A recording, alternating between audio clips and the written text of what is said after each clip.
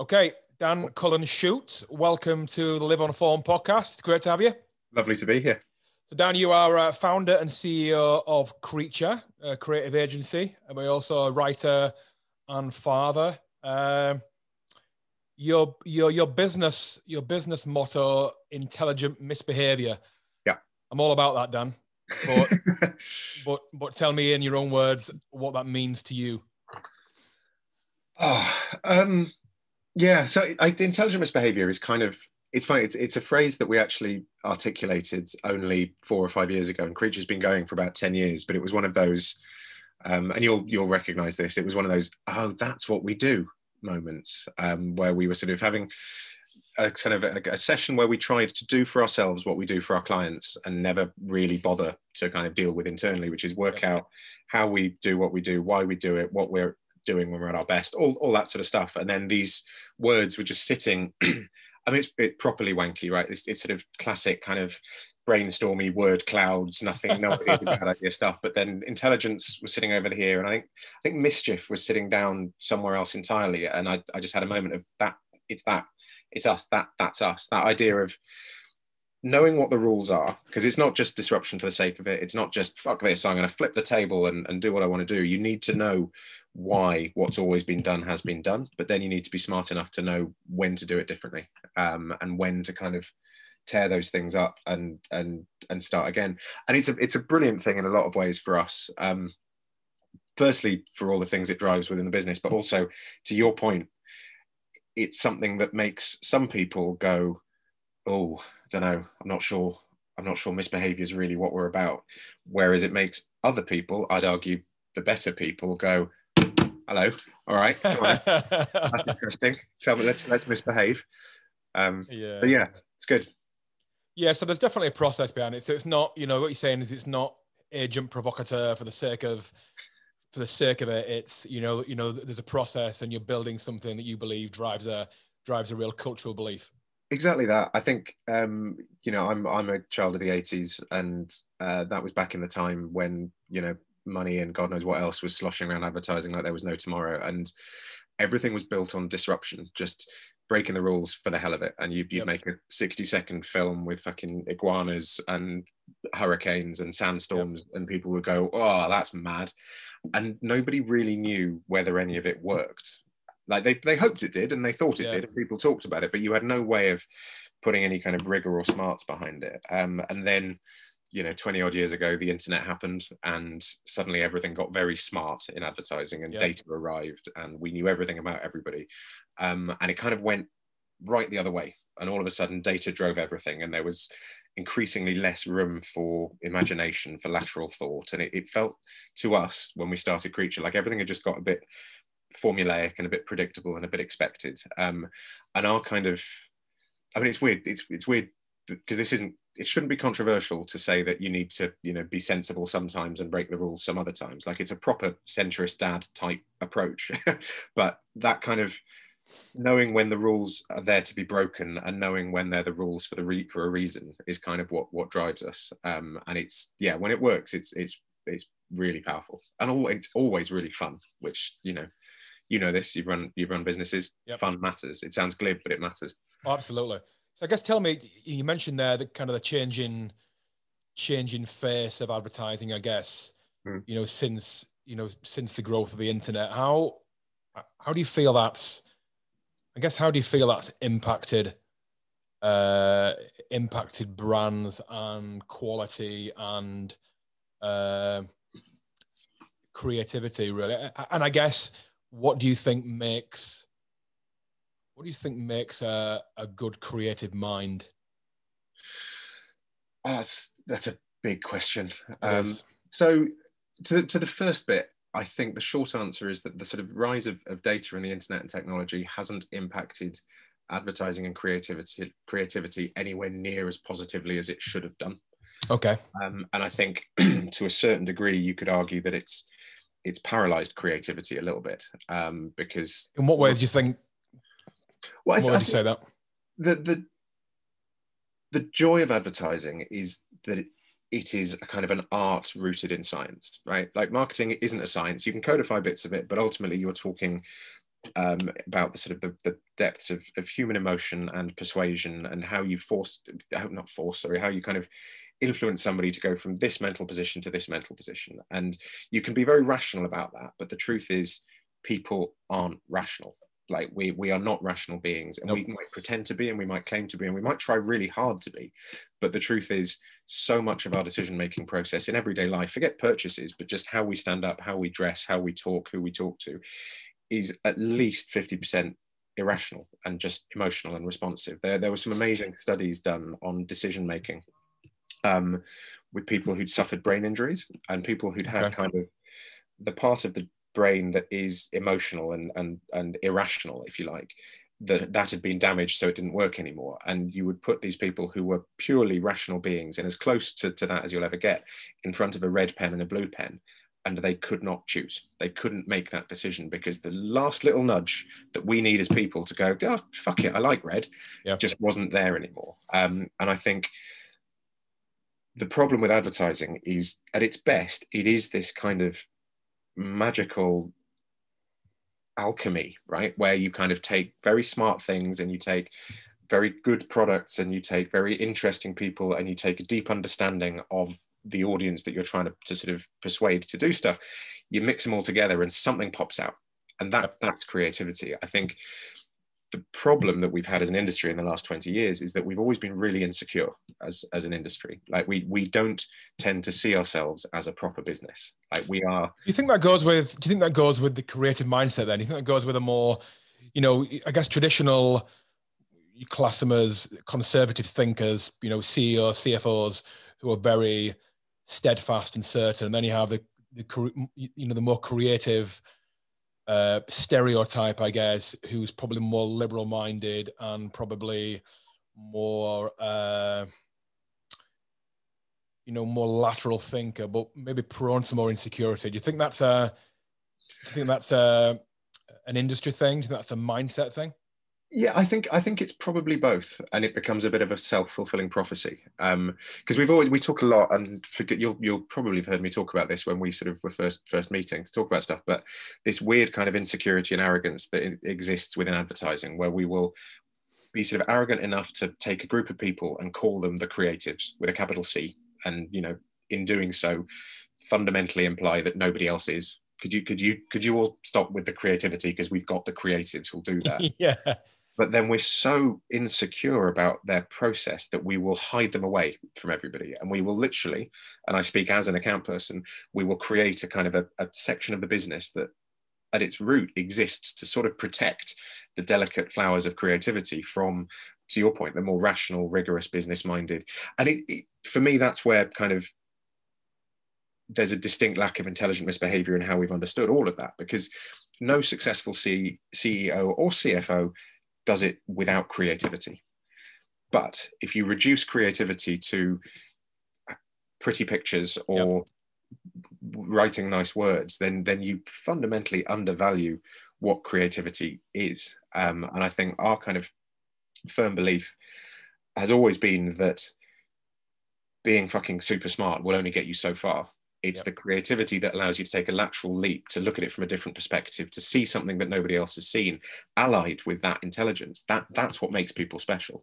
And that's not just what makes ad folk special. That's what makes entrepreneurs special. It's what makes CEOs special. It's what makes sorry, I've watched a lot of sport in the last few days, but it's what makes top level sportsmen special, where they know all the rules, all the plays, and then they see that thing that nobody else saw, and have the ability to leap there. And for me, data should have unlocked the sort of great new age of advertising, where we kept all of the creativity and the how the fuck did you think of that type moments, but rooted them in proper understanding of audience behavior, and proper understanding of audience motivation, and proper understanding of the markets and the commercial imperatives and everything else.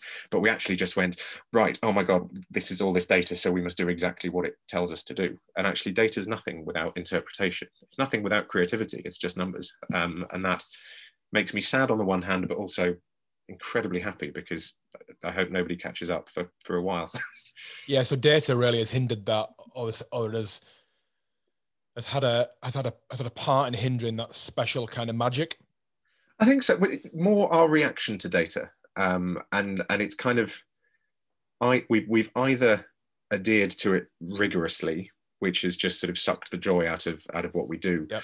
or we've done that kind of, I don't understand that. We're just the picture people, and you then suck the seriousness out of what you do. You allow the consultants to step in and go, don't you worry your pretty little heads about it. We've got this, and we're grown-ups. And it's just, as I say, incredibly frustrating from a sector point of view. But as you know, again, as you know well, when there is wide-ranging frustration about a sector, there's always a inherent kind of opportunity to do it better within that, if you think. And you know what I mean? And that's what we try to do, if that makes sense.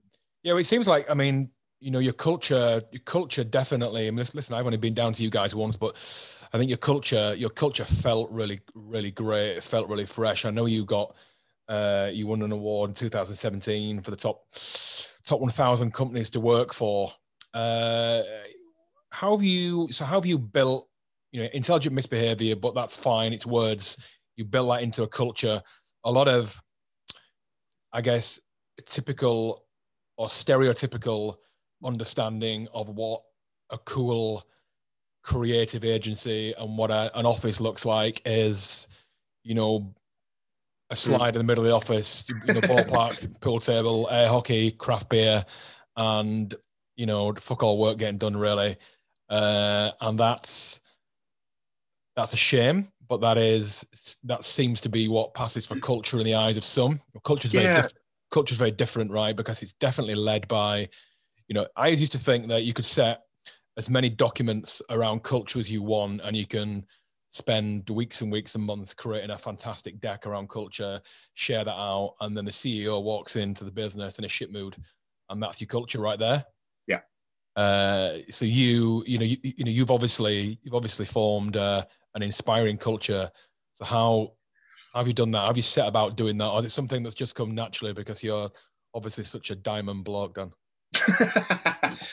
Well, I mean, that's what I was going to say. So now I need a new answer. I've answered your question then. Yeah, and it's a funny one because we do a lot of work with businesses on helping to establish and shape a culture. And the truth is, most businesses are rubbish at it, and actually worse than that, most businesses who exist to help other businesses shape their culture are rubbish at it because they think on the page and they think in values, whereas when we're talking to clients, always try to think off the page and try to think in terms of behaviors, right? Okay. Like values are lovely and they're great, but if they don't change what you do every day, then they're meaningless. And it's why so many businesses end up with kind of positive and optimistic, and it's like, cool. But exactly as you say, when the man or woman in charge walks in a shit mood, then we suddenly don't feel like a very positive business. So hang on, what is that actually? And also we have a rule where those things need to be opposable, and nobody signs up to be a negative business that sees the worst in everything.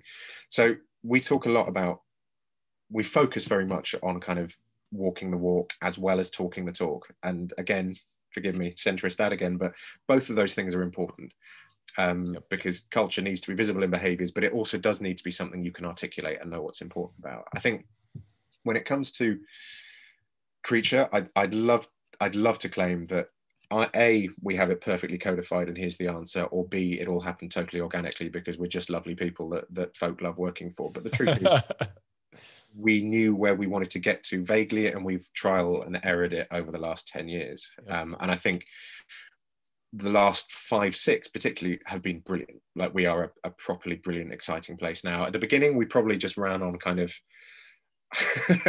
a heady cocktail of fucking hell, what are we doing? And doing it and actual cocktails. And that's saw us through. But we have it. So kind of if intelligent misbehavior is the sort of the fuel in the engine, then the engine itself is all about leaving the industry better than we found it. And that's something that I think if we hadn't started Creature on the lower side of 30, incredibly kind of cocky in what we thought we could achieve, I don't think we'd ever have had the kind of the chutzpah to say. But when you lock in at the heart of your business that we want to leave not just our business but the industry better than we found it, lots of decisions become much easier, and you're pulling in the right direction, and it is hard, right? Because sometimes people just want to have fun. And sometimes the business needs people not to be having fun right now because we're really fucking busy and tomorrow's a massive day. And the challenge is, yeah, to have a kind of a long-term vision and a long-term goal that means that on those shit days you still know that you're part of something that's driving you forward. And certainly in the last year, the value of all the time we've put into building that culture and to building that sort of feeling and emotion and sense around the place has paid off in spades. Because fuck me, you realize how important culture in a business is when all of a sudden you are never together. You're all dotted around sort of spare rooms and dining rooms and bathrooms and fuck knows what all around the UK, staring at each other. And you know what we're doing now feels totally normal because we've both done it every day for the last year. But a year ago, I was sitting with a little sort of camping stool and a camping table just there, going, God, I wonder if we're going to do this for what, like a fortnight? Probably a fortnight, maybe 3 weeks. This is going to be weird, but we'll get through it. And yeah, I think lots of places still don't, or certainly didn't put enough value on that culture.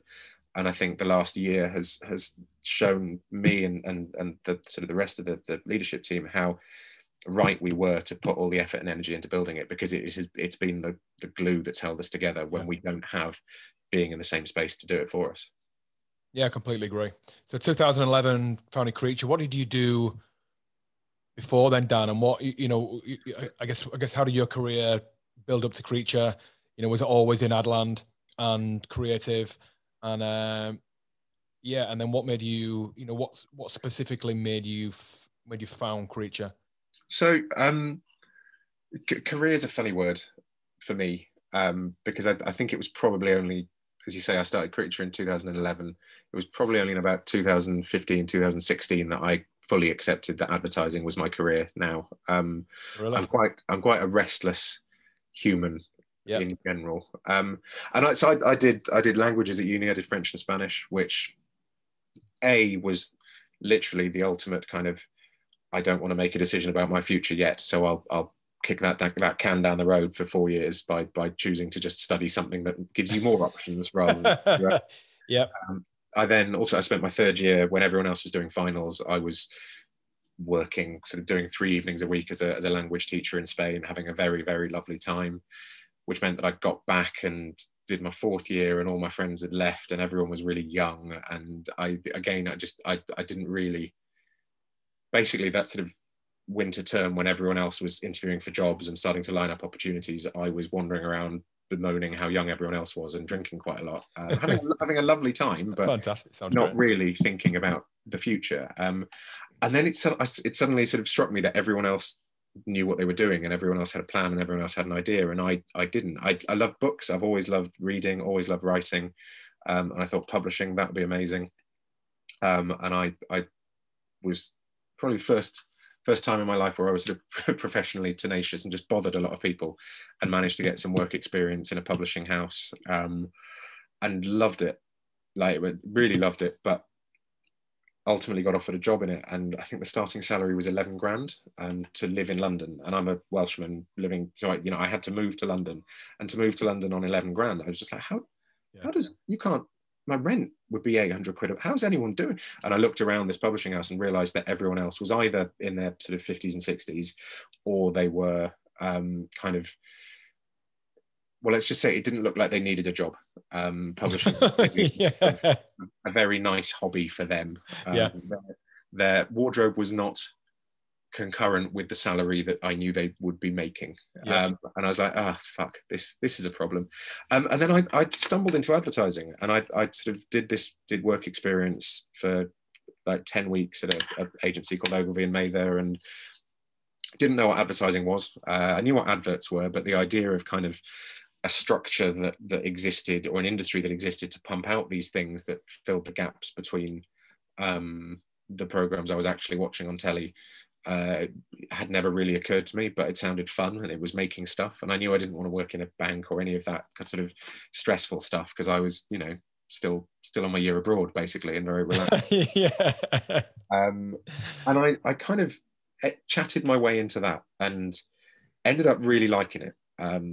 Just being surrounded by interesting people, problem solving, doing stuff. And I've always said this, and I will always say this, you know, you can have an incredibly stressful month, 2 months in advertising, but at the end of it, you've made something, and you can text your mum and go, watch the X Factor on Saturday, and 7:14, that's that thing, that the thing. The reason I wasn't there last weekend, and she'll miss it, and then she'll miss it because she's gone to make a cup of tea.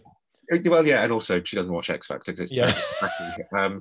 But you know, that kind of, that's what I first fell in love with advertising, was the idea that all of this work has a tangible output. There's something that I can show people, that I can see that my work has gone into. And I was there for a while. Ogilvy was an interesting place. It was not the happiest of places at that point. They were out on Canary Wharf when Canary Wharf was supposed to be growing into this thriving, bustling, creative and financial hub. And it wasn't really thriving or bustling, and it certainly wasn't creative. Like, there was one advertising agency and a fuck of a lot of people in black suits doing fucking tequila shots at 2 o'clock because they just closed in Tokyo, etc., etc. I still don't really understand what they were doing. And because I'd come into advertising not knowing anything about it, thought, oh, well, this is rubbish. And then somebody sort of said to me, it's not always like this. There are better places where you have the good stuff. But, and I mean, God knows what I'd have done if that person hadn't said that. But I ended up working at an agency called DLKW, which is where I met one of my Creature co-founders. And I just had a lot of fun. I was there for sort of 7 years. Ran big things for General Motors, so did a lot of work for Vauxhall in the UK and for Opel across Europe. Ran the Halifax, so all the kind of Howard Brown song and dance adverts. Sort of. Oh right, yeah, I remember those. I loved those. That was my life for a long time. They were awesome. They were brilliant, and they're a funny thing. And not weirdly, I suppose they were hugely formative for me in how I view advertising and how we at Creature try to view advertising, because the industry hated those ads. They were incredibly sort of snobbish about them, and they were like, oh, it's just, and yet these were ads that literally, that, you know, at their peak were returning £14 for every marketing pound spent. They were getting Howard Brown, a, you know, bank teller from Shirley in the Midlands, on the front page of various newspapers, and initially not because people hated him or wanted to bring him down, but because he was this hero, he was this normal guy it was, and I just remember finding it so weird how an industry that lives or dies on its ability to understand and shift the kind of cultural temperature of a marketplace could simultaneously be so sneery and snobbish about it and go, oh, it's sort of commonplace, like lots of people like it, so I don't. It's like, well, maybe that's kind of the idea. Maybe this isn't the job for you, mate. And DLKW was amazing for that. They called themselves the home of popular culture, and literally just wanted to be an agency that made stuff that real people loved and took to their hearts. Around this time, the internet was sort of starting to happen in a bigger way. So 2005, YouTube came to be, and all of a sudden, lots of places in the advertising world went, oh, fuck, the internet's happening. That's unnerving. We need to be digital now. Nobody really knew what being digital meant, because being digital isn't a thing. I was, because you know, contrary to this sort of smooth, suave persona, I'm a bit of a nerd. Always have been a bit of a nerd. Kind of loved the opportunity to do cool things in different ways that the internet sort of offered. And I ended up, after 7 years at DLKW, I went to work at an agency called Glue, which was at the time definitely the best digital agency in the UK, and it was doing lots of international work. So I ran Nokia for a while, which was interesting, trying to persuade the world that they wanted an E7 rather than an iPhone, which let's just say I learned a lot. That's a challenge. Well, it was challenging, but the funny thing was, like, the point of the internet, that's the kind of internet, the point of the digital world in comms was that it was supposed to be nimble and flexible and agile, and it was exactly the same, right? So DLKW is this amazing agency, but very TV led, and when you've got a massive department that, you know, needs to be kept in sushi and Chardonnay, the answer tends to be telly, whatever the question is, and you can bolt other things onto it, but telly's going to drive this forward because our business structure demanded that we make a lot of telly. I thought, oh, digital, that'll fix all of that. It's agile. They keep saying it's agile. It has to be agile. And it was exactly the same, only where you previously had a department full of TV producers, here you had a big department full of developers who needed their Red Bull and What's-Its. And it was a big kind of learning for us that's baked into the heart of how Creature operates now, that it doesn't matter how kind of wide ranging your thinking may be or how deep your understanding may be, if your business infrastructure dictates what you're going to do with the information you get, the information you get is already less valuable before you've got it.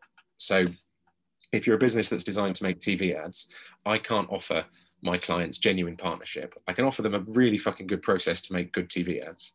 But if they come to me with a challenge and I think the answer is put on an event, or actually you need to break that part of the business off and start a new thing because that is growth.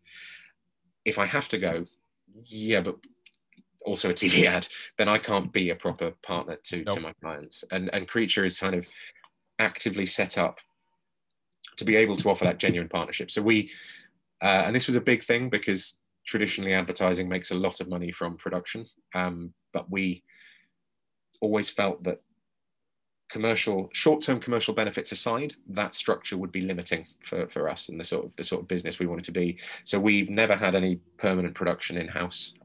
We're just in ad language, suits, creatives, and strats, in kind of real people language, people who run the business, people who understand the business, and people who write the ads, who can be genuine, tangible partners to and with our clients every step of the way. And then when we've worked out what the right thing to do is, we bring in the best people in the world to make it. And it works. And again, it's more fun.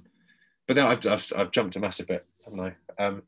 Creature, honestly, started because we had the chance to start something, and we had always said we would. We didn't for a second think it would happen that early, but then the opportunity arose.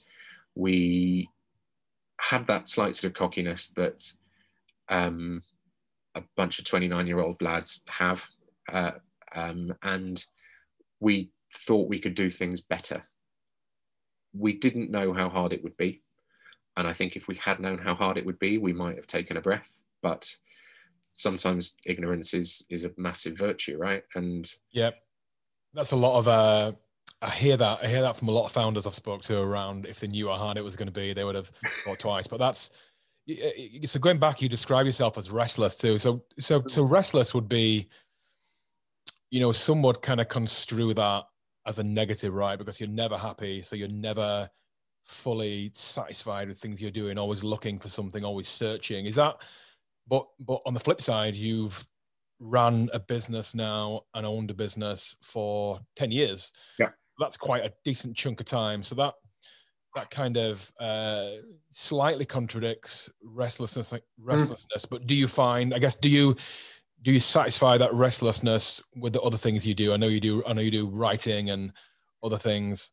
Yeah, firstly, I think a lot of the restlessness is satisfied directly by Creature. Yes, I guess that was another thing. So yeah, I've always thought because I kind of count myself as quite restless, and I get quite bored, whether you want to call it creatively bored, quite quickly, and frustrated when I've got a brand that I feel is kind of kind of thwarted from going into a certain direction, which I find creatively interesting because the brand is what the brand is. Yeah. And that's always frustrated me, so previously it's one of the reasons why, I sort of like exited a business, sold a business, and now I'm starting something which is much wider and gives me, more scope to kind of satisfy what I'm really interested in creatively. I think, I guess the best parts of doing what you do is you get to be restless, and it's your job because you're working on different things all the time. So you satisfy that restlessness, and it's your job. Massively. And it's my job in lots of different ways. I think it's definitely something I've always loved about advertising is even when I was kind of younger and running bits of business for Halifax, I could still be talking about current accounts one moment, and then savings account, and then long-term cash ISAs, and then there's always variety and there's always difference. Even when I was, a relatively junior cog in somebody else's machine, a brilliant machine, but definitely sort of that within it. The joy of Creature is I get to shift what we do all the time when it's right, and I think that it's sort of our vision for the business, which I've talked about, isn't post profits of 1 million, sell, and then buy a boat. It's leaving the industry better than we found it, and that never stops, right? That's not, the sort of the most famous business mission is Microsoft's PC on every desk in every home, and the sort of the held wisdom is that once they achieved that, it all sort of went a bit wrong because they were like, oh fuck, where do we go? We weren't ever supposed to do that. Where do we go now? Whereas if you pick a kind of a target that's always going to be a little bit out of reach, then the job's never done.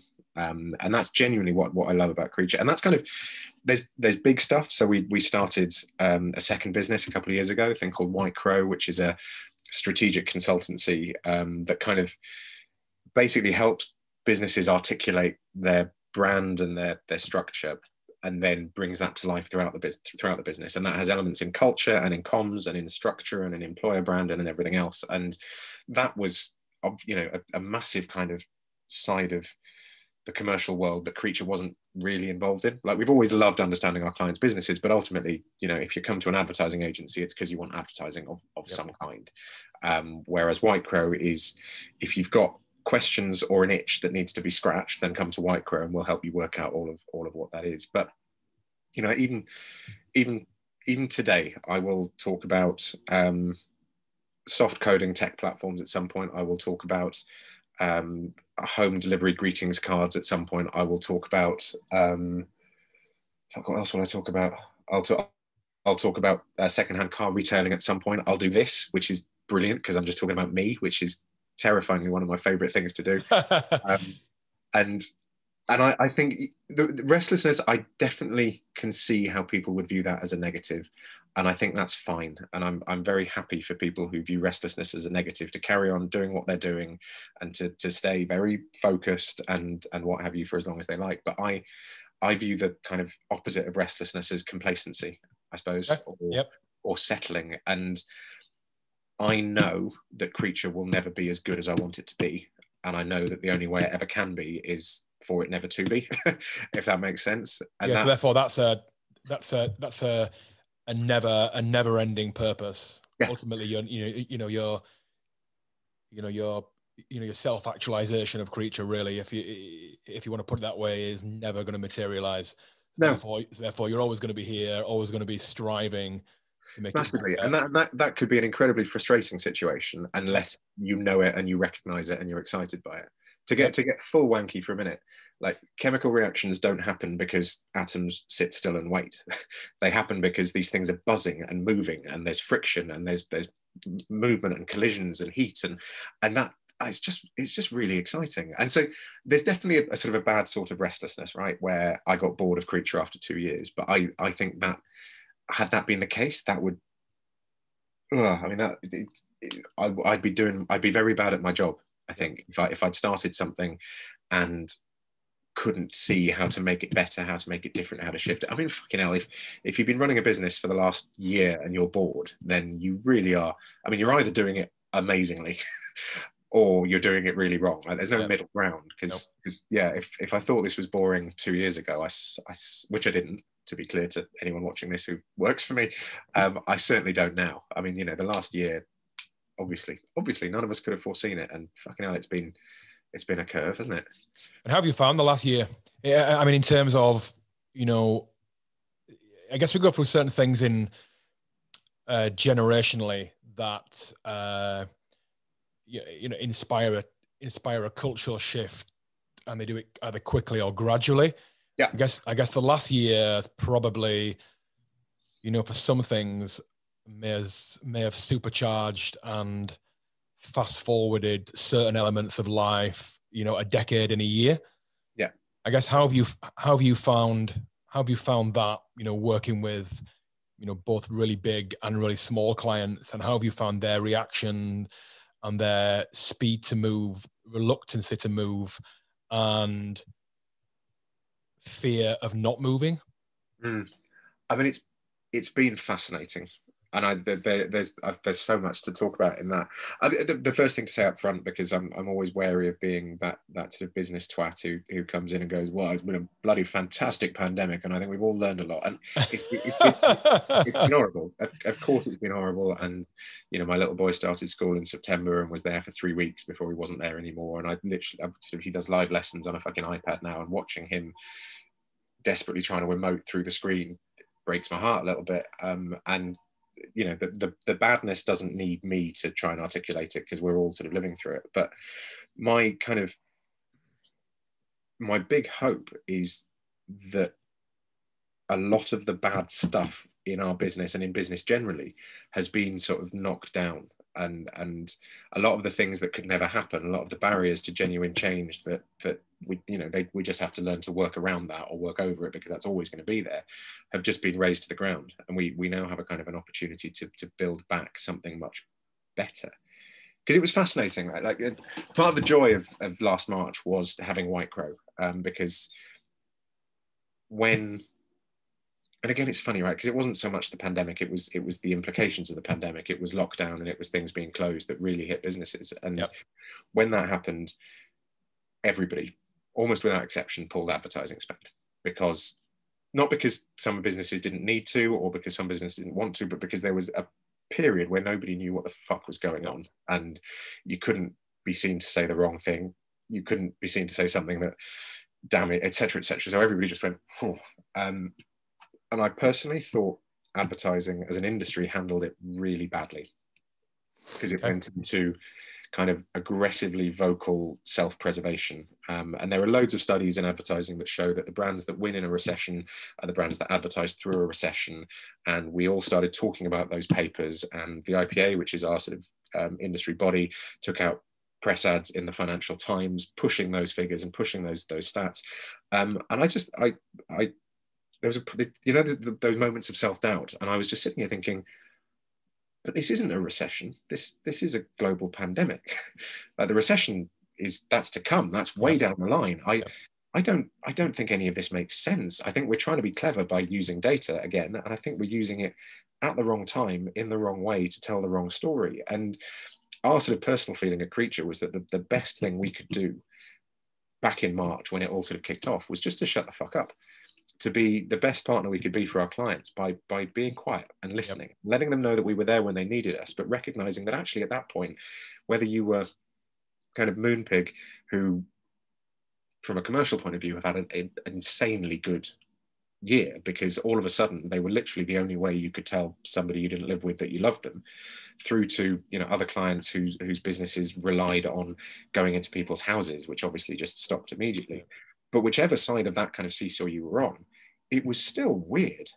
And you were still worried about what the markets were going to do. You were still worried about your job. You were still worried about your team's jobs. And frankly, the last thing those people needed was me calling them up and going, yeah, but have you seen this paper from 2007 that says right now what you need is a big brand telly ad? Yeah. And yet that's what the industry was doing. And so we the Creature side went quiet, and we sort of reached out and said, we're here. We understand we are not top of the list of your priorities right now, but when you need us, we are. The White Crow side, thankfully, never went quiet, because the questions changed slightly, but actually a business that exists to help businesses plan for the future and structure for the future and solve knotty questions, it's fair to say that need was still there a year ago. And for Creature, it felt like we had a pretty simple choice to make, that we either kind of curled up into a ball and waited for all this to blow over and hoped that it would be a fortnight, maybe a couple of months, but it would all go back to normal, or we sort of stood up and came out swinging. And you know me and you know us well enough to know that we were never going to curl up into a ball, because A, I didn't think it was right, and B, a restless person doesn't curl up into a ball. They fidget and try and work out the right things. And we had a kind of, from a business and culture point of view, bearing in mind how mad it all was, bearing in mind that our revenue fell through the floor, bearing in mind that we put some people on furlough because we needed to, we put some people on furlough because they needed us to, because all of a sudden they were being asked to do jobs and be parents and be teachers and everything else. The homeschooling is hard now when the schools know how to do it. A year ago, when everybody was fucking making it up, it was a nightmare. Remember. So we had all of a sudden we weren't in an office, we were all in different parts of the world. All of a sudden, what being in it together meant was really stretched, because some of us were sort of busier than we'd ever been, desperately trying to generate work and noise and everything else. Some of us were busier than we'd ever been because the clients who still needed us really needed us. Some of us had nothing to do. Like, there were people who were there going, right, shit, okay, so furlough. I didn't even know what furlough was 2 weeks ago, and now I'm on it. And this, I think, comes back to the culture point right at the beginning. It was at that point that all of the work we'd put into creating something cohesive, something that people felt they were part of, became so important. And we had a lot of, we talked about having a lot of cultural credit in the bank, which we used. We withdrew pretty swiftly to make sure people still felt part of stuff. Yeah. Have I answered the question? What was the question? How did brands respond? So I guess in terms of how did they structure their plans? How did they move into the new present, really? Yeah, it's been really, again, I mean, obviously goes without saying, it's been really interesting. I think as a general point, brands that took a breath came out of this better, as opposed to brands that just sprinted headlong into it. Yeah. And I mean, again, I'm not talking about pausing for 6 months to see where you end up, but the brands that kind of went, right, hang on a minute, let's just make sure what this is before we start communicating. And I think lots of places, lots of brands saw very cheap media space, saw very cheap TV airtime particularly, and you did have a lot of opportunities that I guess brands saw that they couldn't pass up in terms of sponsorship and all that. And it was when we had that sort of awful period where everybody from biscuits and sofas were telling us that we were all in it together, in just a little sort of bit stuck on the end of a fairly normal piece of communication. And I think most people, let alone people who work in the industry, so sort of recognize the pro forma bits of language, found that pretty frustrating. But people, I think, were quite forgiving back then. The brands who I think done brilliantly are the brands who, as I said, sort of took a moment to think and actually worked out what role they could genuinely play in people's lives, and also when to fuck off, because a lot of brands just jumped on the "we're all in this together" thing, and actually, I'm not. You're a big sofa shop. I'm not in this together with you. You want me to buy a sofa? It became very disingenuous quite quickly, right? It just wearing as well. Like I don't. And I think there is this sort of deeply held, quite unhelpful belief that people have a serious emotional connection to brands. And normally that's fine, right? In normal times, that just leads to people making lovely ads that make you feel a bit fuzzy. And that's great, because at that level it works. The unfortunate side effect of believing that people genuinely care about your brand is that you think they'll want you to know that they care at these moments, and we don't. The best one in the world, it doesn't matter that much. Do something good, make the world better, or just be honest and sell me a fucking sofa in a way that makes me laugh, because God knows I need a laugh, but I don't need you to give me a hug at this point. That's not the relationship we have. And that's just panic over bottom line and shareholder value, isn't it? If we don't do a bit of virtue signaling here, then we're not going to be, then our bottom line is going to be affected, and people won't think we're in it with them. Exactly. And do you know what? It's, you use the phrase virtue signaling, and that's a phrase that I'd always had issue with, because it was sort of initially used to kind of, by people who don't think people should be nice, to shut down people who are trying to be nice. And I've actually, it's come to mean something quite important, I think, over the last year, which is when you don't really believe something and you have no real value to add to a conversation, but you need to be seen to be part of it. And that is shit. And it's shit if it's your mate, right, who just turns up at the pub and he's like, oh, that was, and we should, and he doesn't understand or care. He's just trying to be, the good guy in the group. It is much worse when it's a brand who has no right to be at the pub with you anyway, to continue a slightly forced analogy. And the brands that act fastest and most, self-flagellating are the ones that are the most disingenuous, right? Yeah, this is the thing, and sometimes if you act really quickly, either because you're brilliant or because you're lucky, you'll get it right. Yeah. Most people didn't last year, and I get it. Like I talked a lot about Christmas advertising, and you know that all the big retail Christmas ads are shot in sort of July and August because that's how long it takes. And I think last year, I think that's the hardest job in comms, because reading the public mood from one week to the next was hard enough, let alone really tough. 1 month to 3 months down the line. Yeah. And yeah, like beginning of this and spring of last year, every day it shifted. And this isn't a kind of people, you know, after the Wall Street crash of 1908 were fairly apprehensive about brand behavior. This was genuinely a country, a world full of scared people. Like, you know, I went out for a walk with Mally, must have been 2 months. Stan was 4.5. Went out for a walk in the local park. Stan touched a gate, and some jogger screamed at him, like properly screamed at him, like I won't language, and you've seen how comfortable I am swearing, but language I won't use. And he screamed, every time you touch that, you can kill someone.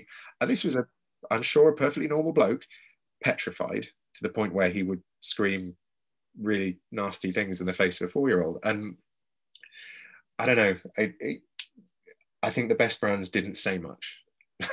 And again, it's back to this arrogance and insecurity thing, right? I think being confident enough to know that nobody will care if you don't say anything for a bit, as opposed to arrogant enough to feeling that you need to.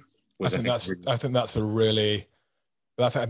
real strong personality and brand personality trait, isn't it? And that's, I guess, why you'd have, you know, so if you look at it in celebrity land, I guess, you know, that's why celebrities couldn't bring it upon themselves to stay quiet, because they have to be always seen and be and to be recognized and to be seen to be needed.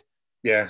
And we do live in this increasingly performative world where, you know, if on Twitter you dare to suggest that you feel sad about a thing, there will be people angry with you because you didn't suggest that you were sad about the other thing a couple of weeks ago. And it just does lead into this spiral of must always comment on everything, must always say the right thing about everything. And authenticity is a weird word in advertising, because I think it suggests that people care more than they do a lot of the time. I think people care a lot more about inauthenticity than they do about authenticity, if that makes sense. Yeah, like I think they tend to see it as kind of a need for recognition. Yeah. You know, kind of a play for recognition, whether it's brand or individual. Yeah. But yeah, it's going to be really interesting to see where this goes for the next year. Yeah, I again, forgive me, relentless positivity, but I think we have a really exciting opportunity, not just in advertising, but in business in general, to build back something better. I think, again, God, all the things that annoyed me over the last year, the deployment of the phrase "the new normal" a year ago was mad, because it's like this isn't normal. This is not normal. This is the new fucking terrifying horror show that will at some point return to something. That way down the line, that will be the new normal. This is not the new normal. This is the mad bit, and let's not pretend that it isn't. I think there were going to be so many fascinating stories about businesses and brands that went from kind of 0 to 1 million last year. Like really lovely direct to consumer brands who played properly important roles in kind of getting food to people, getting fresh meat to people, getting vegetables to people, all of that stuff. I worry about a lot of them, because I worry that they will have invested heavily in infrastructure based on what they needed last year. They won't have invested in brand. And when all of a sudden people can just pop to Sano's to pick up their steaks and their potatoes and their fucking broccoli on a Friday, and actually they remember that they quite like that, then all of a sudden you will have places with massive warehouses that people aren't that interested anymore. And I think there are some brands who, so we work with a brand called Eve Sleep, who are, you know, fundamentally a direct-to-consumer mattress brand, like Simba, like all of those ones. But they're run by an amazing woman called Cheryl Calverley, who she was the CMO for a while. She was the AA before that, then was the CMO and became the CEO about 6 months ago. And she recognised that people don't care about mattresses, but they sure do care about sleep, and that actually obviously you need the infrastructure, you need the supply lines. One of the joys of the last year for me as a business nerd is the amount of time I spent talking about supply lines and all of those challenges, which ad agencies normally don't get to hear about. You need all of that stuff, and you need the infrastructure, because it doesn't matter how good your ads are if your mattresses are all floating around on a tanker somewhere outside the Kent coast because they can't get in because but when the world does start to get back to some sort of normality, it is the brands that people care about that will stick, as opposed to the products that people really needed at the time. Yep. And I think that's hugely exciting from an agency point of view, because we're going to see the value of brand. We're going to see the value of the intangible bit that we do writ large. And just my sort of personal hope, and this goes back to leaving the industry better than we found it, is we will set our businesses up in a way that enables us to deliver that to our clients, but also allows us to fill our buildings or not buildings some days of the week full of happy, positive, empowered, liberated people who don't necessarily live in zones 1 and 2 of London, because we've just shown that you can live wherever the fuck you like and it works. There are massive positives from being in the same place, and creativity over a screen is completely quite the same. But do you need to be sitting at your desk from 8 a.m. on Monday to 6 p.m. on Friday? No, you really don't. And actually, you start to think about all of the people and the processes and the ideas that you're missing out on, because we've this sort of heritage structure that's been around since the 40s and the 50s is just how it's always been done. And we've always been sort of trying to build progressive extensions on a crumbling house. And then last year the house was knocked down, and now we get to build something better off the back of it. Yep. You mentioned 2 children. You've obviously had a family during the time you're building a business. Yes. How have you found that? And I guess how's fatherhood changed you? I guess, has it changed your restlessness? Has it increased your restlessness? And then, what else has it brought to your life, apart from the obvious? Yeah. Oh God, where to start? I think the first thing to say is, yes, it's massively changed my life and me, and I think in a brilliant way. I unashamedly love being a dad. The last year I couldn't have felt luckier in terms of the real basics, right? Because there's stuff that you don't think about every day, but suddenly in March last year, we were all told that we had to stay in our houses and we couldn't talk to anybody apart from the people that were around us. And I know I'm friends with a lot of people who went, oh, fuck. And I didn't. I looked at Abby next to me, and I looked at Stan, and we had a baby girl last February. So, she's a proper lockdown baby, thinks people wear masks. Most people exist on screens. And it's been a genuine joy. Like I've been so lucky in so many ways for the last year, in that I really love hanging out with the people that I'm stuck with. I will never take that for granted again, in a way that I think people do when you don't think about it. Having a family through Creature, it was definitely interesting. I sort of mentioned earlier that the early days of Creature were kind of fueled by not really sleeping and drinking together and all the rest of it. And it was exciting, but it wasn't healthy, and it couldn't have lasted. And I think it definitely hasn't reduced my restlessness, but it might have focused it a little bit. Because, and I could maybe this may be back to what we were talking about, the sort of the positive and negative aspects of restlessness. Like when you're in your mid-20s and ultimately it's just you, then restlessness can be kind of quite a pervasive characteristic, and it can lead to you saying, do you know what, this is rubbish, I'm off 6 months in, and you go and live in Amsterdam and blah. And my kind of, having a family inherently limits the options that are available to me in terms of what my life is going to be, but it makes the ones that I have mean so much more. And Creature was never a hobby. We always cared too much, but suddenly it is this thing that I'm building that is going to make sure my family's okay. And also make sure that, as glib as it sounds, that my family likes me, right? Like it's very nice to have a moral compass, and it's very nice when you don't have to have it here because it's 5 years old and it will go, but Daddy, isn't that really bad? Is he a bad guy? You're like, oh, fuck, he is. We shouldn't be doing that. So it's definitely, I feel very, very privileged, weirdly, to be running a business while I have a family, because when Stan was very, very young, I was able to say, unless it's actually impossible, I'm going to be leaving the office at 5:30 because I want to be home for 6 o'clock to do bath time. I'll come back online afterwards. That's fine. But these sort of, casual, we just need to do a quick creative catch up at 6 o'clock before anyone goes things, like, yeah, I'm not going to do that. No. We need to be better. We need to be rigorous. We need to be structured. And I think that has worked well for the business as well, because I guess back to our sort of values versus behaviors thing, right? It's one thing to say, we believe in flexible hours. We believe that your family is more important than your job. We believe blah, blah. But if you're then a kind of fully presenteeist, working all the hours God sends person at the top, then it stops meaning anything. And it is completely. Yeah. And it's a privilege and a luxury, but also a kind of a duty, I think, to show that we mean it. Yep.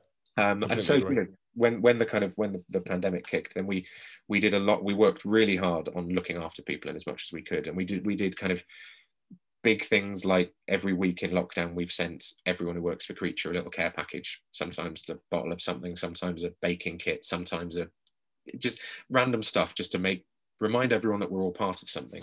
But we did little things like we created a job code for caring, basically, whether that's looking after your kids or looking after elderly relatives or we made that official, that was part of people's lives now, because we didn't want anybody to ever feel that they kind of had to pretend to be working whilst secretly doing homeschooling, etc., etc. We spoke to people about whether being furloughed would help them. We put in an hour and a half every day for lunch, because, again, you'll know this because everyone knows this now, but when this is your office, it's quite hard to leave it. And so we sort of blocked all of that out. And there is no doubt in my mind that meeting Ab and that becoming a parent has made me a better human. I think if you told me this 6 years ago, it would probably have surprised me to hear that I think it's made me much better at my job as well. Yeah. In lots of ways, in how I run a business, in how I think about the people within the business, but also just in my kind of understanding of the world. It's made me better. It's grounded me, I think. What about any impact in, wellness, mortality? I know when I've obviously spent a life around health, fitness, nutrition. Yeah. But even we had our first child, Jackson, my son. I was 30, 38, and always trained, always been, healthy and, trained to get, stronger and bigger and leaner. But even then, I think having the first child, really quickly, I kind of changed to a process where my thoughts then really were around wellness and longevity.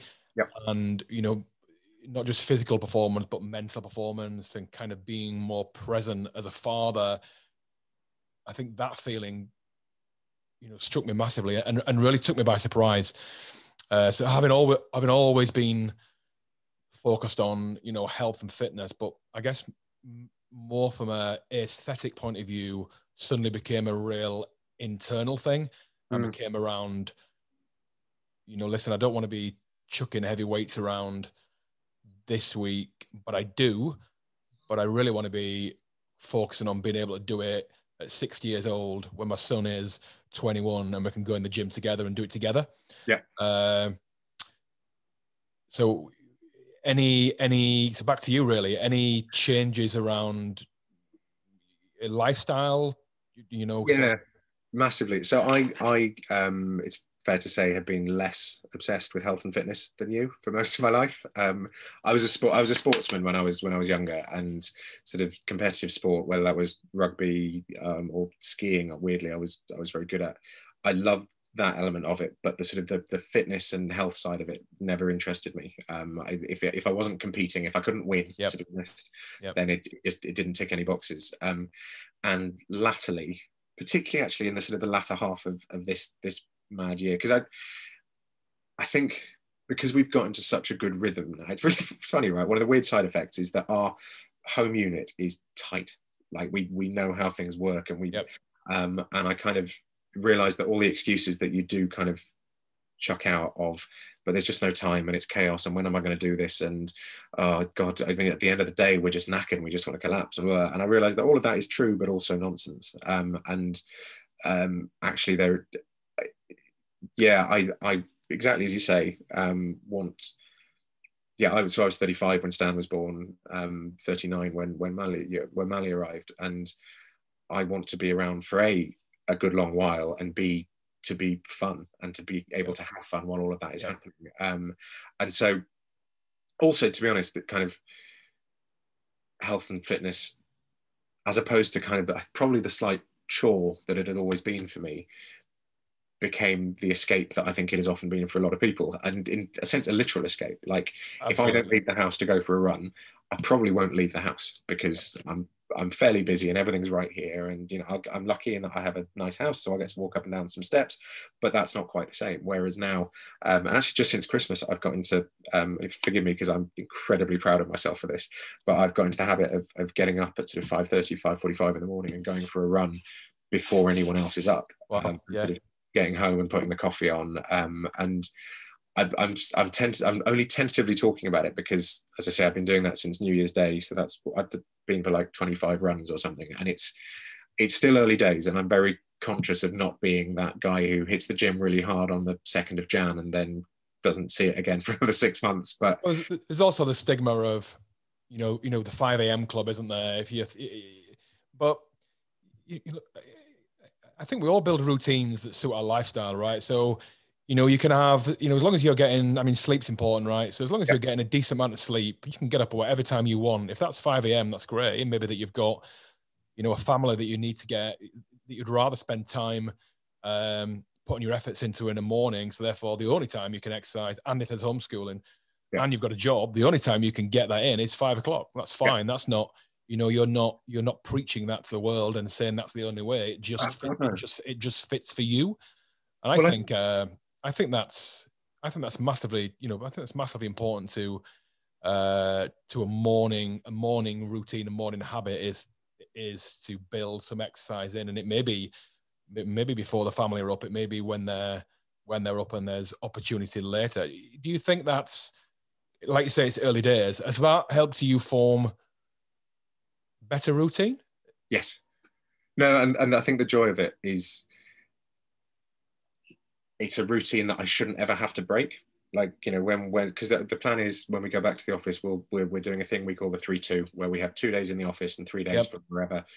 And obviously Ab will be back at work, and there'll be school drop-offs, and the chaos will creep back in, and it'll be great. I can't wait for the chaos to creep back in. But it won't creep in at 5:30 in the morning. 5:30 in the morning, Stan, touch wood, will still be asleep. Mally will still be asleep. Ab will still be asleep, and I will be able to go out and get that done and feel brilliant. And I think because it sort of, to bring it back to work, I think one of the big realizations I've had over the last year is how often when businesses talk about flexibility, they're incredibly rigid. And how, you know, in advertising, we see it all the time, sort of initiatives to make things better. And agency X has announced that there will be no emails after 7 o'clock at night. And you go, that's a great headline, but actually, does that mean I now have to squeeze all my emailing in between 6 and 7 because that's bath time? And I don't want to. No, that doesn't help at all. And I think it's kind of infrastructure of sort of scaffolding versus models, right? And we're trying to build scaffolding that people can build their own models onto. And trust me, mate, I never thought I would sit here talking to anyone, let alone a fucking health and fitness professional, and say 5:45 running is really working for me. But at the moment it really is. And all those things that I've laughed about for years about fucking endorphins and feeling better because of it, like I really do. And I'm healthier than I've been for ages. And you know what, it's quite a nice feeling feeling healthy during a global pandemic. So I think it's good. There's lots of good stuff at the moment, and my hope is that all of it is the beginning of something, right? That we've all learned over the last year what really matters, and conversely what really doesn't, and that we can step forward into a better thing. Let's hope so. Lastly, Dan, can we touch on your writing? Yes. You write plays? Oh God, sometimes, not for a while. I love writing. I've always loved writing. I won't lie, most of my creative energy now goes into creature and business and work around that. Or if I'm writing stories, they tend to have a sort of a very specific 5-year-old audience, which doesn't leave much time for broader stuff. But any plans to write something big? Post Creature, or? Well, that's the thing, isn't it? Because the answer is probably always yes. Like I will always have that itch in me, but right now Creature is what I'm writing, and that probably sounds really wanky, but I hope you know me well enough to know what I mean. There's a lot of writing going on every day, and that's a story that isn't finished yet. And then I've always kind of, we'll get this bit done. And you know, I'm young and I'm healthier than I've been for a while. I've got time, and I kind of, and also I'm loving it at the moment. Like Running Creature is brilliant, and there's so much still to be written there. But yeah, no, there are words in me that will come out at some point, I'm sure. Yeah, cool. Right. Dan, on that point, thank you. Had a fantastic, just over an hour. It's been great to speak to you, catch up. That was lovely. Really lovely. Great to hear about your 5 a.m. running. I'm very impressed, very happy. Thank you, man. And take care and catch up soon. You too, mate. Look after yourself. Thanks, Dan. Bye-bye.